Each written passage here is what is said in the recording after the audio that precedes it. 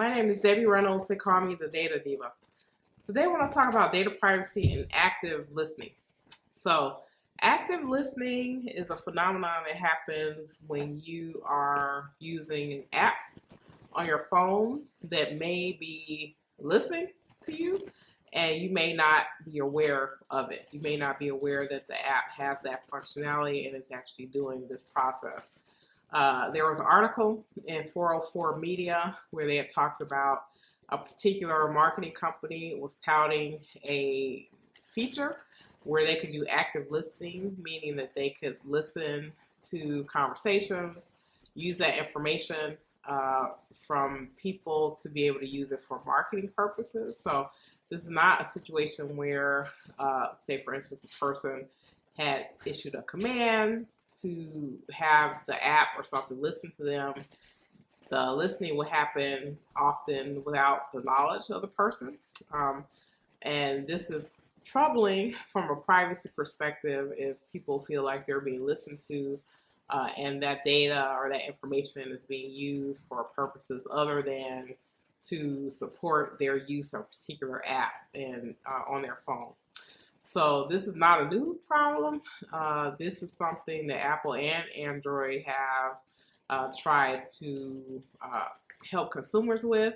For example, Apple has a feature on their phones where if a app you're using actively is, starts listening to you, it has a little orange circle where it shows you that. So it prompts you to, look closely and maybe stop or change your settings for listening.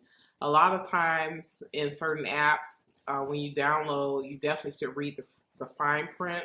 This is actually a good reason to delete apps that you aren't using, because sometimes things that you never intended to use as a listening device, but maybe it could be listening to you. So making sure that apps that you're using, if you don't want that feature on, you may have to go into settings and definitely turn that off. I think, in terms of the privacy concerns here, obviously people are concerned about their conversations being recorded surreptitiously without really their knowledge or to them their consent. But maybe, unfortunately, when they signed up for the app, there was an 80-page privacy policy or something that they signed and wasn't aware of. Sometimes these apps reset themselves. So, for example, let's say you had turned off listening at one point. There was maybe an update, a change, or something.